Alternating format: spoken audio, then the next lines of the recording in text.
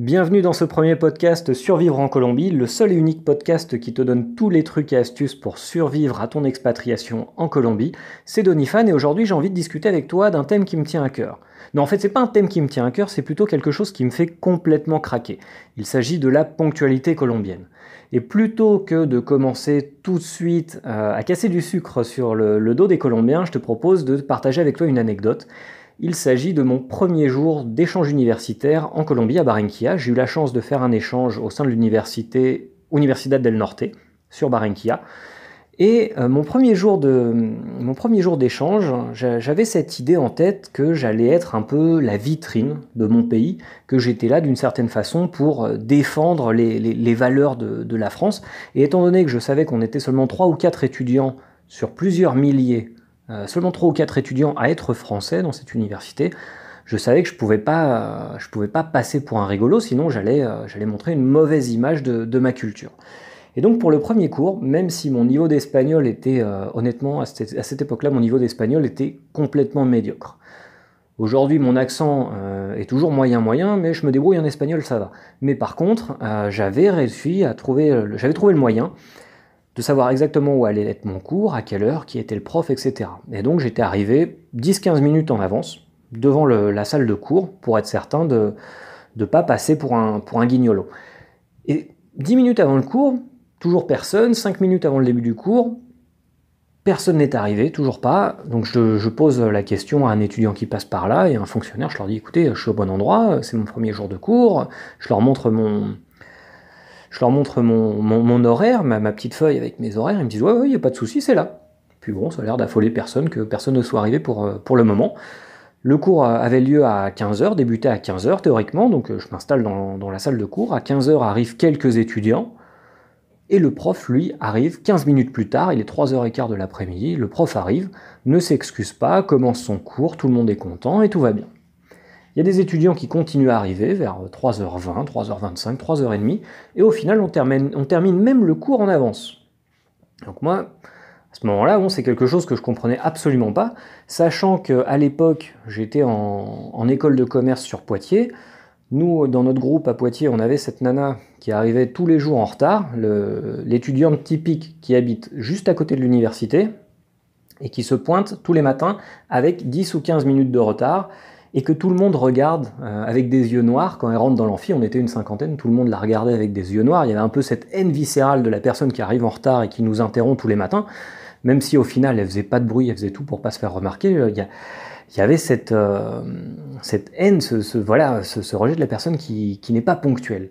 En Colombie, en tout cas sur la côte Caraïbe, c'est complètement l'inverse. J'ai l'impression ici, des fois, d'être la personne dérangeante, parce que moi aussi maintenant je donne des cours dans une université, et mes étudiants, je les force à ne pas trop arriver en retard. Je ne vais pas dire que je les force à être ponctuels, parce que ça, c'est limite impossible, mais je les oblige à ne pas être trop en retard, et au bout d'un moment, je ferme la porte. C'est du conflit culturel tous les jours. Donc voilà, ça c'était pour la petite anecdote, mais il faut savoir qu'il y a une exception.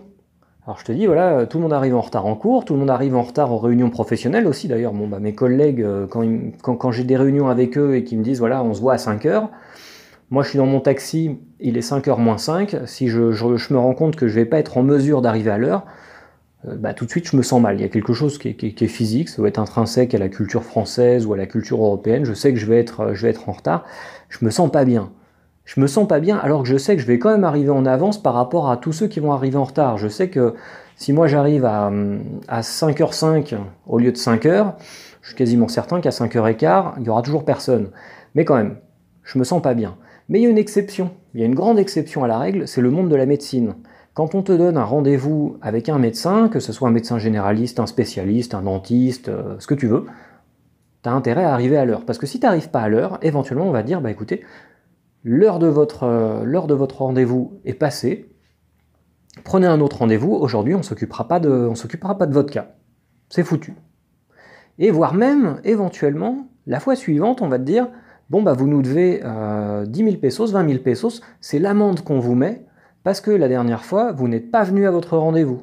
Si vous avez loupé un ou deux rendez-vous, on peut vous mettre une amende. C'est comme ça en Colombie. Donc voilà, et j'ai 2 conseils pour toi, 2 conseils qui peuvent te permettre de gérer un peu mieux ce problème de ponctualité. Alors comme je le disais un peu plus tôt, hein, c'est surtout sur la côte Caraïbe ce problème de ponctualité, même si c'est généralisé en Colombie, mais sur la côte Caraïbe, les costeños, c'est un peu les champions. C'est vraiment, c'est les rois à ce niveau-là. Il y a 2 choses que tu peux faire. Déjà, c'est te promener toujours avec un bouquin, toujours avoir un livre sur toi. Moi, c'est quelque chose que je fais, j'essaye de toujours avoir un truc à lire dans mon sac. Comme ça, quand j'arrive en avance, et quand je suis obligé d'attendre quelqu'un, et ben je me mets à lire 1, 2, 3 chapitres. Et éventuellement, quand la personne arrive, bon, si j'en ai un peu trop marre d'attendre, je lui dis attends, j'ai pas terminé mon chapitre, on commencera notre réunion quand j'aurai terminé mon truc. T'arrives en retard. Après, on voit comment elle réagit, mais ça peut être un plan pour les embêter un peu. Et deuxième conseil, c'est de mentir sur les heures de rendez-vous. C'est-à-dire que, enfin, mentir, le mot est un peu fort, mais de flouter les gens. C'est-à-dire que si tu veux avoir rendez-vous à 5 heures avec quelqu'un, bah, tu l'invites à 4h30 ou à 4h45. Alors toi, tu viens quand même à l'heure, mais tu sais que voilà, tu auras 20-30 minutes pour te poser et faire autre chose, mettre à jour tes mails, mettre à jour ton agenda ou je sais pas quoi. Mais comme ça, tu es sûr que si tu lui donnes rendez-vous à 4h30, eh ben, il va arriver à 5h. Voilà. Et dans le même sens, si tu fais du business, c'est quelque chose qu'il faut vraiment prendre en compte, ce problème de ce qu'on appelle ici en Colombie ahorita, c'est un mot qu'on utilise pour dire tout de suite, mais en fait ça peut vouloir dire entre tout de suite et dans 2 ans. Eh ben, ce que tu peux faire, c'est que tes fournisseurs, quand tu sais que tu as besoin d'une marchandise pour le vendredi soir, on va dire à 5 heures pétante, tu leur dis pas j'en ai besoin maximum à tout casser à 5 heures vendredi soir. Tu leur dis j'en ai besoin mercredi soir dernier délai. Comme ça, tu te laisses une période tampon, on va dire, au cas où il y aurait des imprévus, au cas où la personne ne respecterait pas ses engagements. Voilà, c'est ça. En fait, il faut anticiper. Ça fait partie du truc. De toute façon, on ne peut pas changer la culture. Si on choisit de venir vivre en Colombie, si tu choisis de t'expatrier ici, faudra t'y faire. Les Colombiens et surtout les costeños sont comme ça. Ils vont pas changer pour toi. De toute façon, c'est toi qui choisis de bouger, de te déplacer, de venir habiter dans un autre pays. Donc, même si des fois on a envie de pester, ça fait partie du truc. Hein. Et même d'une certaine façon, des fois, je trouve ça plutôt pas mal parce que ici, bah, c'est plus tranquille, c'est plus à la cool. Il y a moins de stress. C'est vrai que des fois, au niveau du business, ça peut être un peu, ça peut être ennuyant, c'est compliqué des fois. J'ai vu plusieurs Français, même pas seulement des Français, des Européens et des étrangers de manière générale, vraiment craquer pour ce thème de la ponctualité et dire oui, c'est tous des mythos, ils sont incapables de respecter les horaires, etc. Mais en fait, ça fait partie du truc. C'est-à-dire que ici, quand quelqu'un te dit voilà, jeudi, je te donne le rapport, bah, je pense que l'autre Colombien qui écoute ça, bah, il l'interprète comme jeudi je te donne le rapport, mais en fait ça veut dire vendredi matin peut-être, ou sinon lundi. Ils ont déjà un décodeur intégré, bon bah c'est à toi d'essayer de te mettre sur la même fréquence qu'eux. Voilà, j'espère que ce podcast t'aura plu. Si toi aussi t'as vécu t'as vécu ce genre de conflit ou d'autres conflits culturels d'ailleurs, n'hésite pas à m'en faire part dans les commentaires, n'hésite pas à venir nous raconter tes petites anecdotes.